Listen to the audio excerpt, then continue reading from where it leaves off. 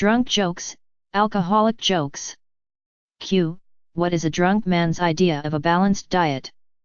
A. Budweiser in each hand. Q. What's the difference between Amy Winehouse and Captain Morgan? A. Captain Morgan comes alive when you add Coke. Q. What did the bartender say after Charles Dickens ordered a martini? A. Olive or twist. Q. What did the bartender say after a book walked into the bar? A. Please, no stories. Q. Why did God invent Jameson whiskey? A. So the Irish would never rule the world. Q. What do Russians get when mixing holy water with vodka? A. The Holy Spirit. Q. What did the man with slab of asphalt under his arm order? A. A beer please, and one for the road. Q. Why did Mexicans create tequila? A. So ugly people would have a chance at having sex. Q. What has 8 arms and an IQ of 60? A. 4 guys drinking Bud Light and watching a football game. Q. How many men does it take to open a Budweiser bottle? A. None. The lady should already have it open on the table. Q. How can you find the guy who drank a case of Coors Light? A. He's the one dancing like an asshole. Q. How do you know a man is really gay? A. When he's nursing a Bacardi Breezer. Q. What's the difference between a G-spot and a bottle of Jack Daniels? A. A guy will actually search for a bottle of Jack Daniels. Q. How does a man show he's planning for the future? A. He buys 2 cases of Miller Lite instead of 1. Q. Why does Corona go through your system so fast? A. Because it does not have to stop to change color. Q. How do you find a man in a bar who is sensitive, caring and good looking? A. He's nursing a Mike's Hard Lemonade and is acting super gay. Q. What is the difference between a sofa and a man watching Monday Night Football? A. The sofa doesn't keep asking for Bud Light. Q. What is the similarity between Michelob Ultra and having sex in a rowboat? A. They are both so close to water. Q. What do blondes and bottle of Corona have in common? A. They're both empty from the neck up. Q.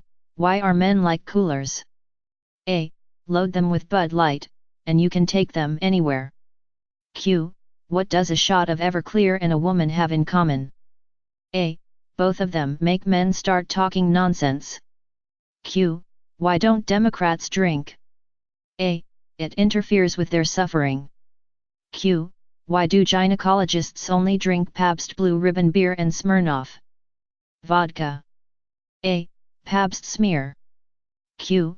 Why doesn't Simon Cowell drink whiskey? A. Because it makes him mean. I'm not an alcoholic. Alcoholics need a drink, but I already have one. If you drink too much alcohol, you are an alcoholic. If you drink too much Fanta, does that make you fantastic? I'm not an alcoholic. Alcoholics go to meetings, I'm a drunk, we go to parties. You say alcoholic, I'll say alcohol enthusiast. You lost me at non-alcoholic. I'm a recovering alcoholic. Or as my mate describes me, hungover. An alcoholic hits his woman, a stoner hits it with his woman. I'm not alcoholic, I only drink twice a year. When it's my birthday, and when it's not my birthday. Why is it called Alcoholics Anonymous when the first thing you do is stand up and say, my name is Tom and I'm an alcoholic? A shot of whiskey. A man walks into a bar and orders a shot of whiskey, then looks into his pocket. He does this over and over again. Finally, the bartender asks why he orders a shot of whiskey and afterwards look into his pocket. The man responded, I have a picture of my wife in there and when she starts to look good then I'll go home. Bar one-liners. A hamburger walks into a bar and the bartender says, sorry, we don't serve food in here. A horse walks into a bar.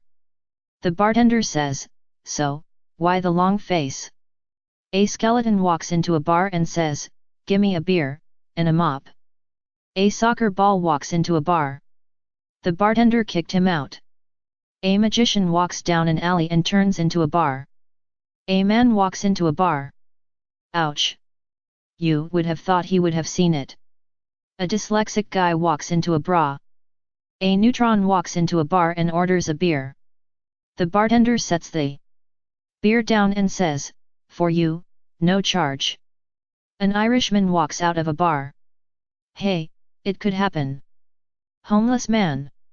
A man was walking through a rather seedy section of town, when a bum walked up to him and asked the man for $2.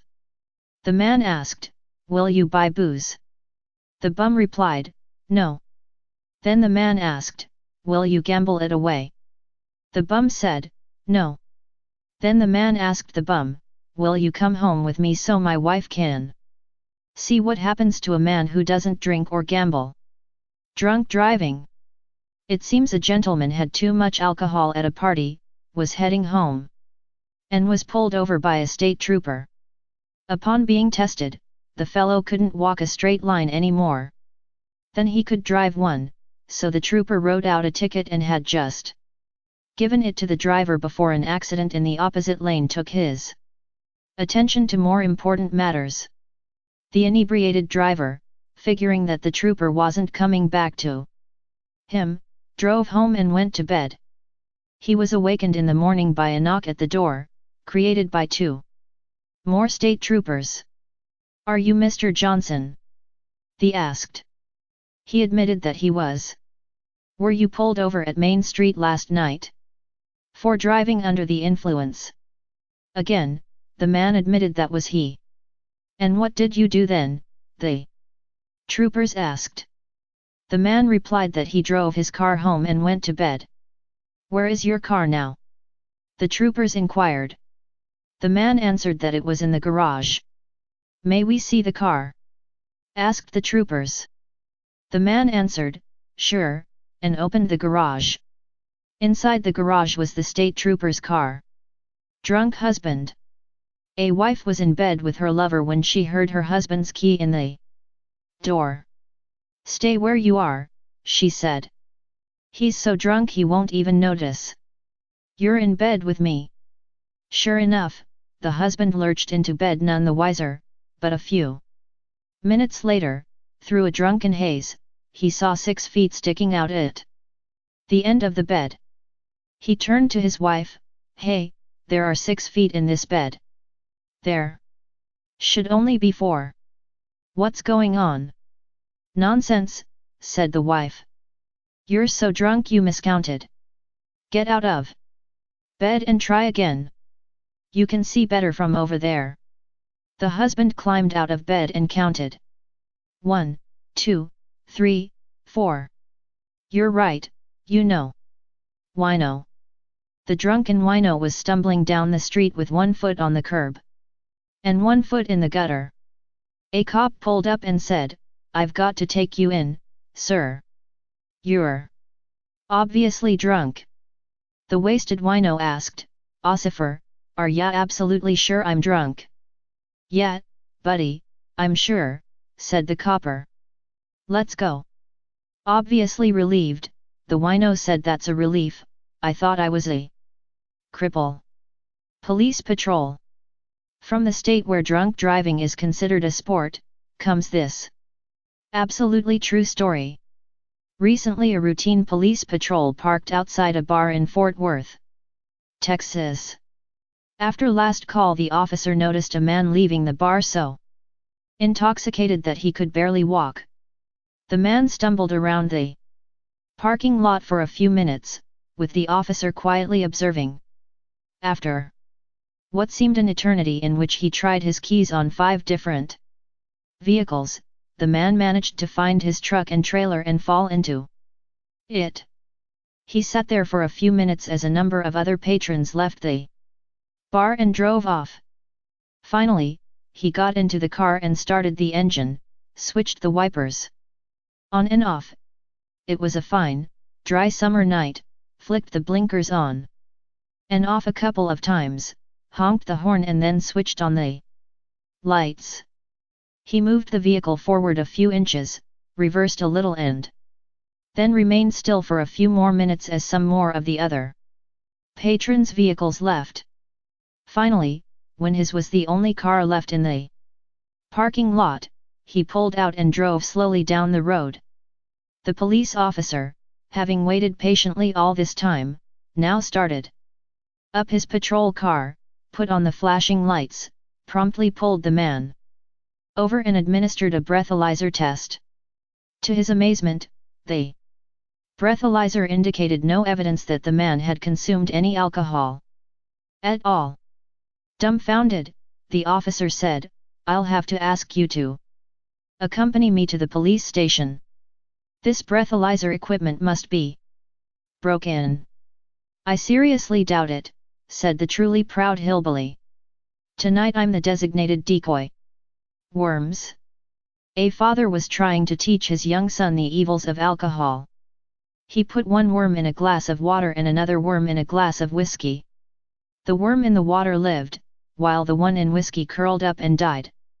"All right, son," asked the father, "what does that show you?" "Well, Dad, it shows that if you drink alcohol, you will not have worms." "Better boyfriend." Two girls were comparing boyfriends. "Mine's the best," said the first. "I call him 7 Up because he's 7 inches long and he's always up." "Oh yeah," exclaimed the other, "I call my boyfriend Jack Daniels. Because he's the best hard liquor there is." Alcoholic pickup lines. "Girl, this isn't a beer belly, it's a fuel tank for my love machine. Here is $30. Drink until I am really good looking, then come to talk to me. You're one tall glass of Labatt's Blue and I'm real thirsty. Girl, I would buy you a drink but I'd be jealous of the glass. Baby, you put the hot ass in my shot glass. I'm not drunk, I'm just intoxicated by you. After spilling a beer on a pretty lady, did you just take a shower or is it me that's making you wet? Hey, you owe me a drink. I dropped mine when you walked past." Drunk cowboy. One night a lone cowboy rode into a small town. He immediately went to the only saloon in town and ordered a drink.